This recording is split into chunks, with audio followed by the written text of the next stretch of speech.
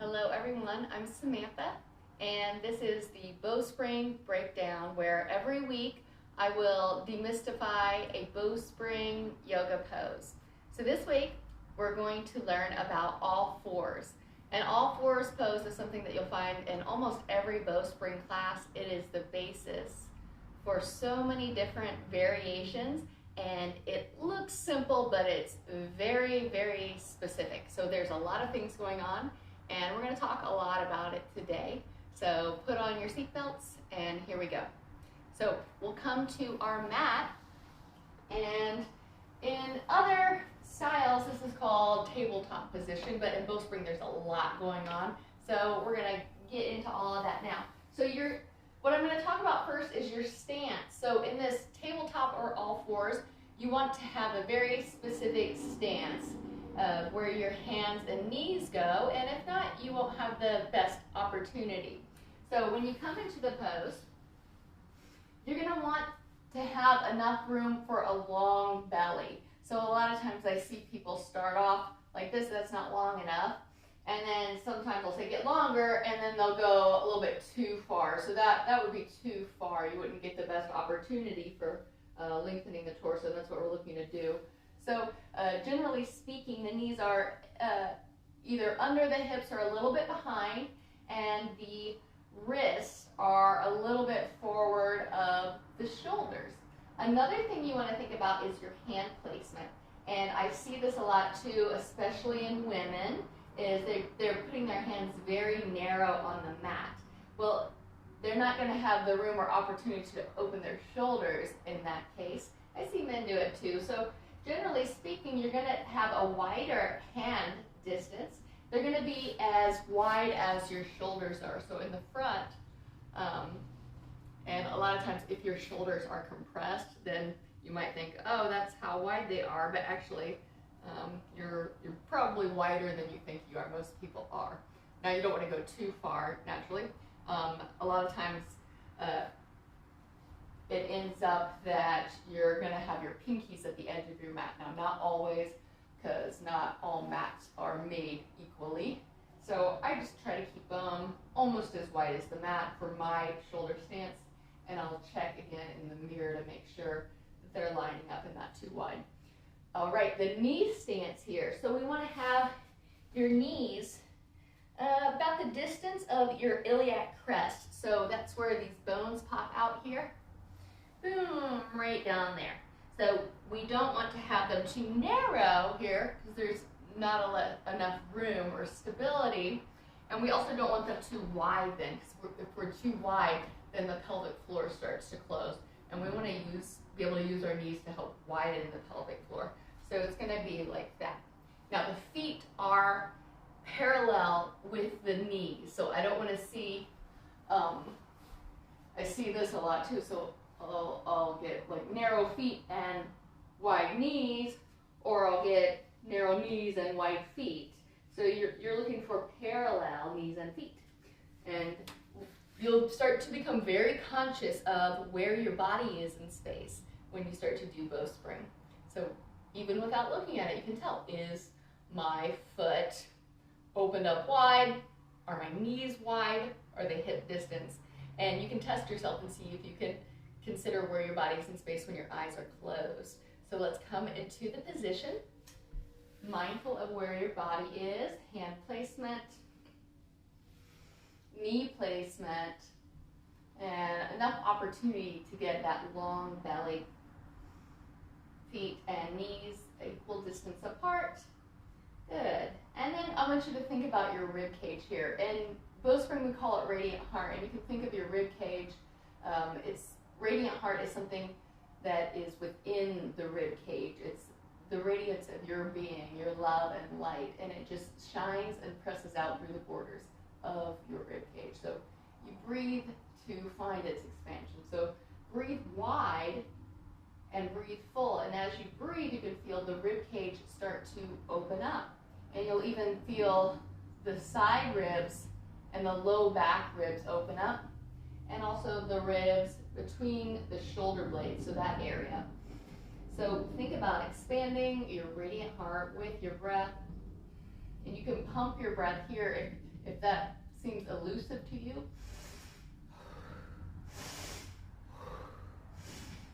a little bellows breath to open up and expand the rib cage. And it took me a while to figure out how to do that, so don't mind if you don't understand that concept yet. Just think, breathe wide, breathe big.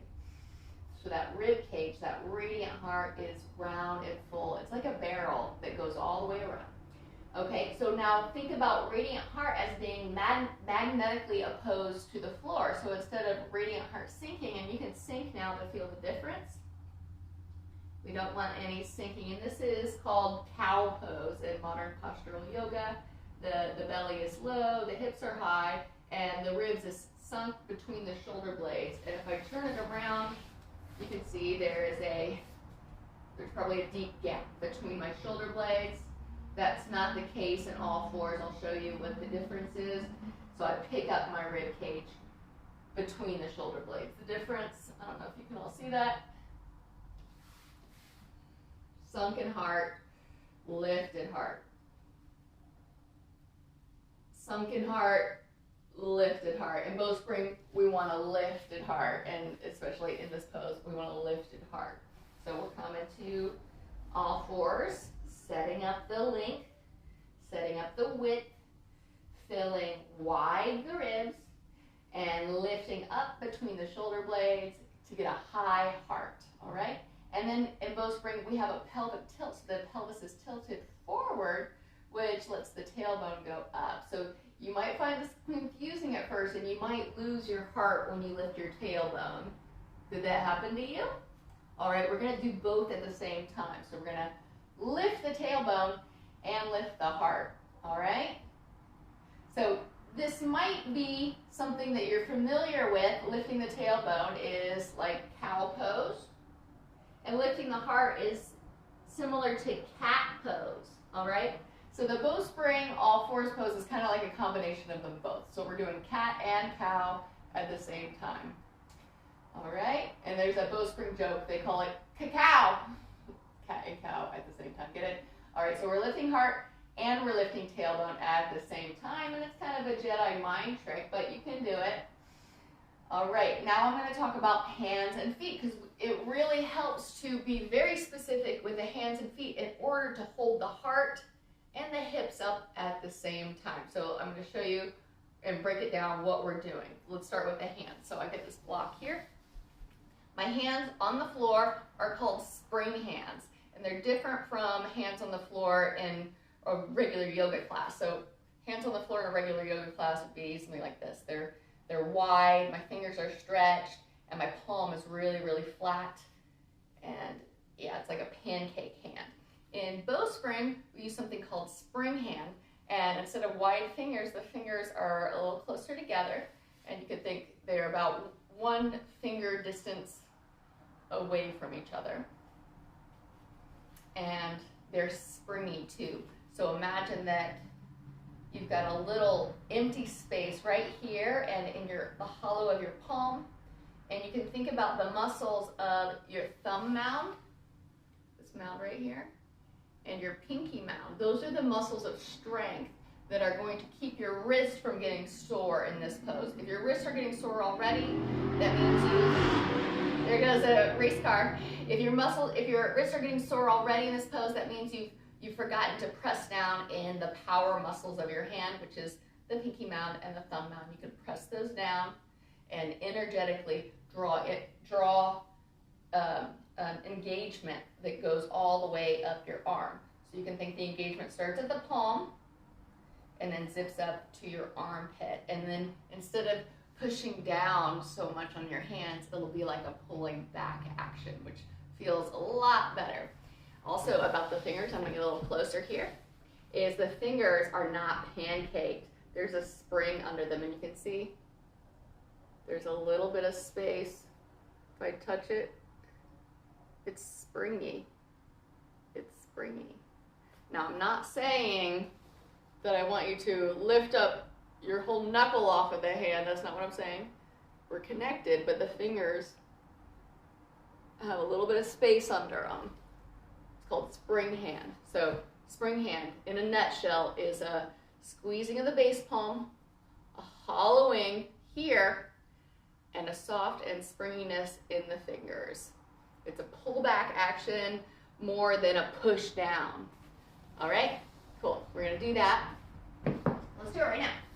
All right, let's come to the position and find spring hands. So they're about 1 finger digit, fingers width away from each other. Squeeze in the base of the palm, so the thumb mound and the pinky mound, lifting up a hollow of your palm, and let that zip in energy up your whole arm. And you can check the back of your arm is engaged and the front of your arm, and that there's a hollow space in your armpit. You could put a little mouse in your armpit, it's so deep.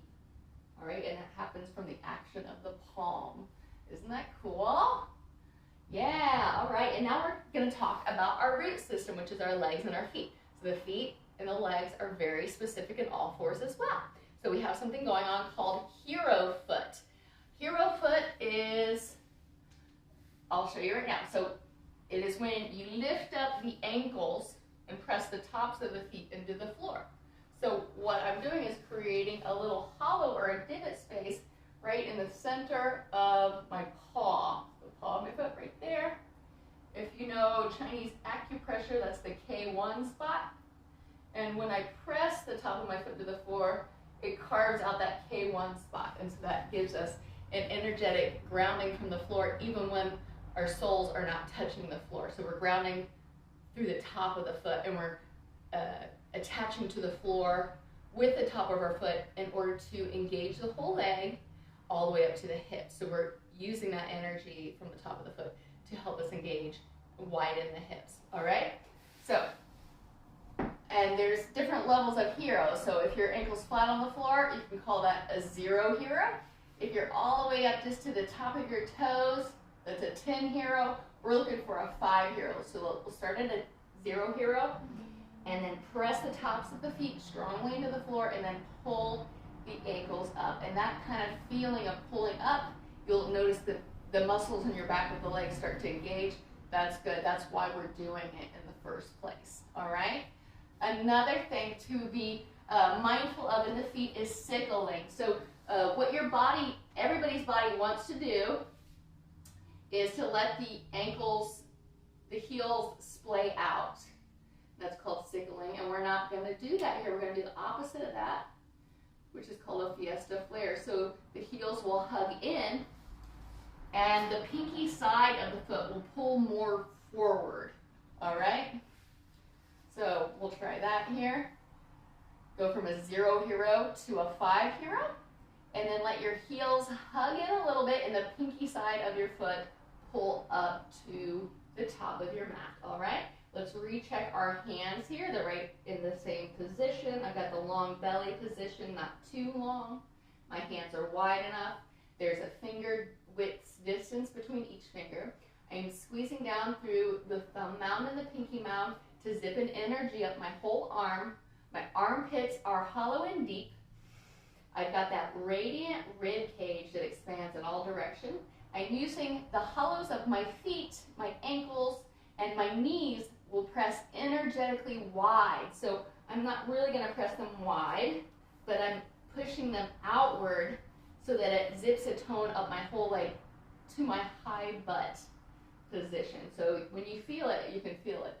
And then when you've got those legs engaged, the arms engaged, then you can think about lengthening the waistline. So the ribs move up and forward, and the hips move up and back. And you create length. You separate the ribs from the hips, like a Chinese finger trap.